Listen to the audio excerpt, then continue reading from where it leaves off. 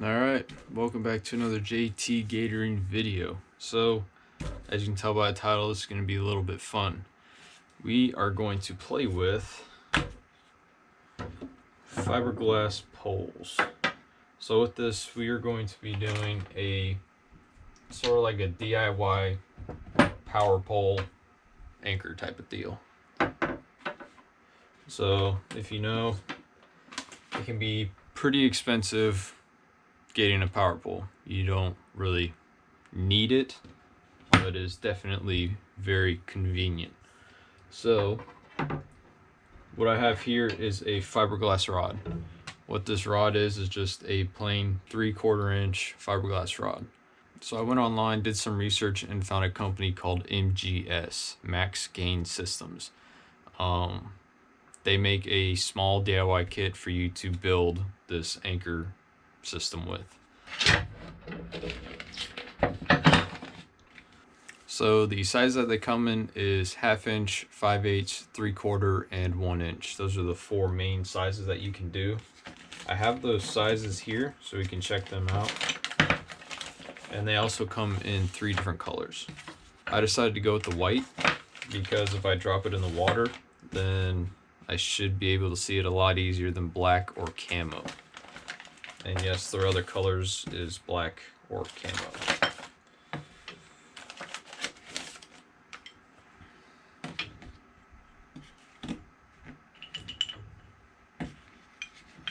So 3 different sizes.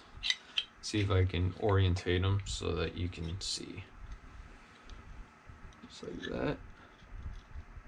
So starting from over here, that will be your 1/2 inch, then your 5/8, 3/4, and 1 inch. Now, let's see if you can get a comparison on my hand there. That 1/2 inch is pretty thin. I wouldn't use it for a small boat or anchor. 1/2 inch would probably be, I don't know what they would use it for, but I wouldn't use it. 5/8, that's this one here. I probably wouldn't use that either. 3/4 is like the sweet spot. I think that would be the perfect one. And then 1 inch is just very beefy, very big. So take a look at those. But the reason I went with the 3/4 is because Power Pro makes a micro power pole. They make a that small little unit you can put on a kayak or a small boat or something, and it uses a 3/4 inch fiberglass rod. And I believe this rod should fit in there. I haven't checked or made sure, but it says it uses 3/4 inch rod. This is 3/4 inch, so I would think you could use it with your power pole micro.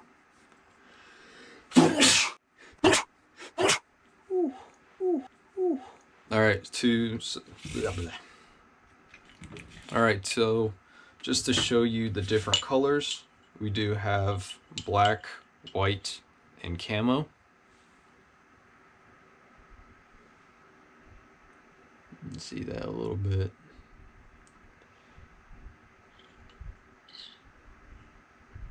Camo is not very it's not nice and crisp, but if you're hunting birds or anything else, it don't matter. It's a good all-around camo. It looks more like a almost like a swamp grass. I don't really know. You take a look. But I mean, their camo will definitely work. And then of course you got your black and white. So again, I went with white because if I drop it in the water, hopefully I can find it a lot easier than I can a black or a camo one. I fish mostly a dirty bottom or grass, so the white's going to stand out. If you're going to be on white sand, then maybe white won't be the best. Maybe you need to go with the black. But for me, the water's pretty murky. Bottom's going to be pretty muddy, so if I can even find it, white would stand out the most. Alright, so to put this whole thing together, we're going to be using some JB weld. These are the parts that came with it.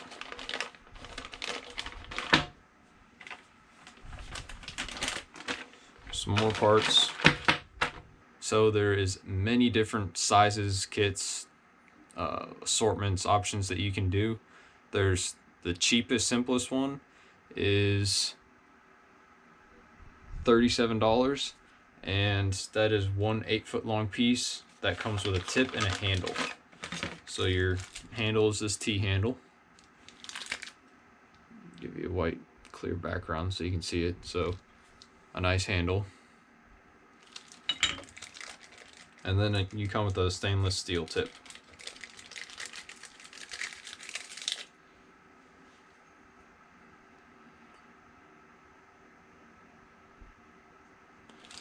And the kit itself is $37, and then for me, I live in Florida, the shipping was $23.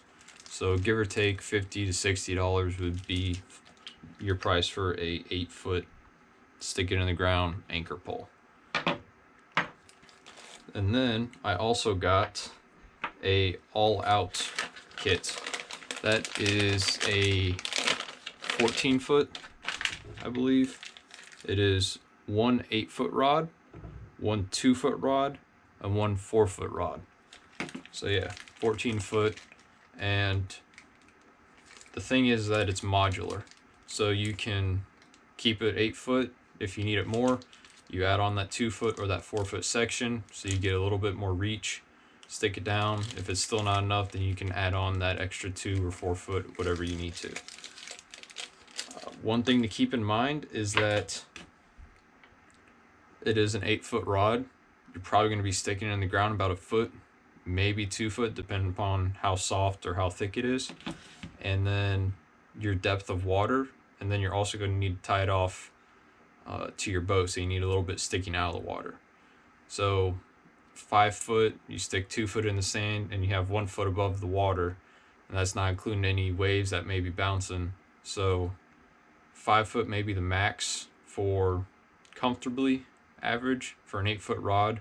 So if you go up to 14, you can get a little bit more depth. But just keep that in mind when you go to purchase it. How far are you going to be putting it in the water?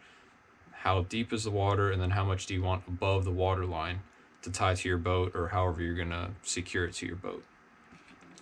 The one way that I'm going to is with a stainless steel ring. I got these linked in the description below, so you can figure out where to get them. But I'm just going to tie a piece of paracord around it, loop it, and then I can tie that paracord to a cleat. And I'm going to do it at the bow of my boat, so that way I shouldn't need any bumpers, because once I stick this in the ground, this will be on the pole itself, and then with the current pulling the boat this way, I shouldn't be knocking up against it or anything like that. But we'll go out on the water and I'll show you how I do that. So for now, we're going to go ahead, put this together. I'll show you how to do it. JB weld, there's a few little tips and tricks that you can do, and we'll go ahead and do that. So as I said, with the stainless steel ring, these rings will go over the 1 inch. A little bit of, let me see how much movement there is on 1 inch. And then this is going to be, yeah, this is the 3/4. So there is a little bit more play in there than I wanted, but this is what I found the cheapest and the best stainless steel ring. So just use a paracord that I have looped. I just have the 2 ends tied together, and that way it'll go over the rod. I can tie this to the cleat, and then you can just pivot off of that. So with this, we're going to go ahead, put the tips on, and then put your handle on. But not on this one, we're gonna do it on a long one. But when you go and do the JB weld, you're gonna put 3 lines of it on here. 1, 2, 3. When you go to put this on, slide it on, give it a few twists. The reason for doing the lines is that way you have air to escape out as you push it down. and then twist it just so you get more coverage in there, and then wipe it clean, and then let it set and dry. Same with the grip, same with the modular pieces.